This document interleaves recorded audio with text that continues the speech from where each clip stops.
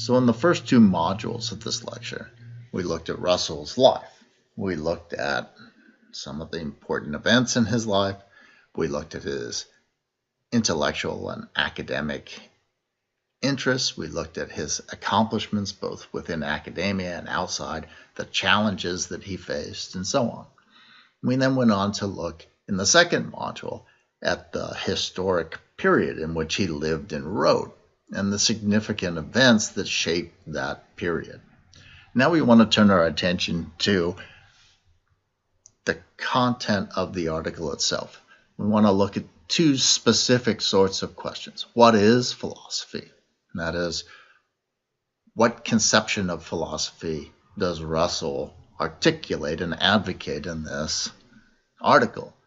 And secondly, what is the value of philosophy? Why does Russell think philosophy should be studied? So let's take that first question and break it down into three distinct questions. We'll answer the first two in short order, but then we'll turn our attention to the third towards the end of the lecture, because I think we'll be in a better position to answer that question towards the end of the lecture. So what are those three questions that we want to use to understand Russell's conception of philosophy? Well, one question we want to ask is, what are the goals of philosophic inquiry? What's philosophy trying to accomplish? What is its goal, its purpose, its end?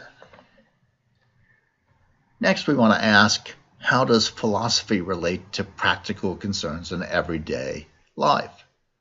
Remember that this article was the last chapter of this general audience book, Problems of Philosophy, that Russell wrote in 1912.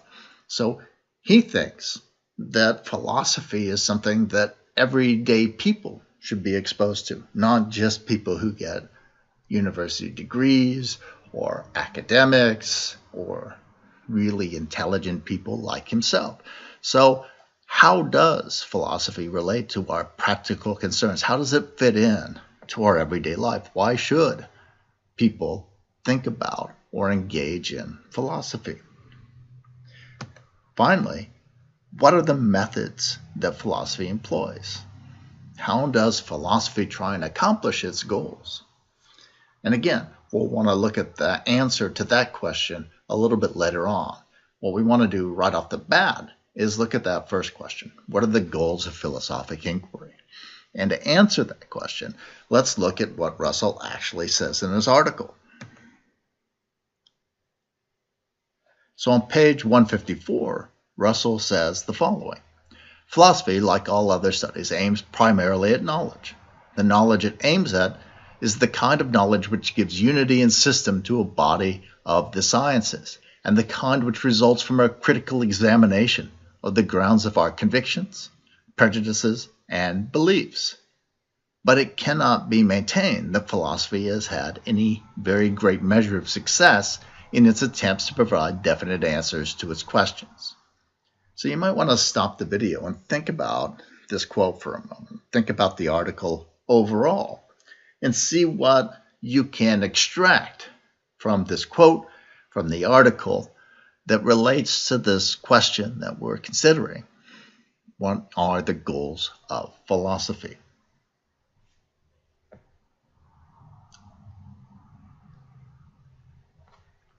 So now that you've thought about that question, in light of the quotation, in light of the article, here's what I would suggest we might extract from that particular quotation, from the article sort of overall.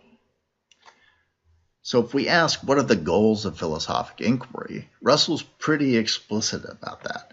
The goals of philosophical inquiry are knowledge. And specifically, he refers to two kinds of knowledge, right? Philosophy, he thinks, aims at two specific kinds of knowledge. On the one hand, it aims at knowledge that systematizes and unifies. Now that's kind of abstract. What might that possibly mean? Well, I think what it means is something like the following. Philosophy gives us an understanding of who we are, what the universe is, what human society is, what our place is in human society and in the universe. It gives us what I refer to as a world view, a systematic, consistent, and unified understanding of ourselves, society, the universe, and our place in society and the universe. And so a systematic and unified knowledge. And certainly that seems to be one of the things that Russell is thinking about. What's the other kind of knowledge?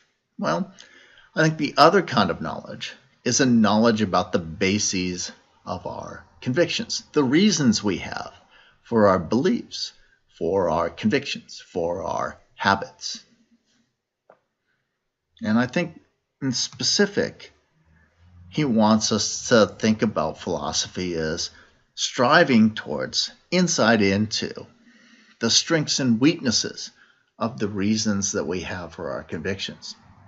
And those weaknesses could even just be an absence of reasons. So he wants us to understand why we believe the things that we do. Understand whether or not those reasons are good reasons or bad reasons or absent reasons. And I think this is the other kind of knowledge that he refers to in that quotation. So in the next module, we're going to want to look at that second question. A question that asks us, what is the relationship between philosophy and our everyday practical concerns?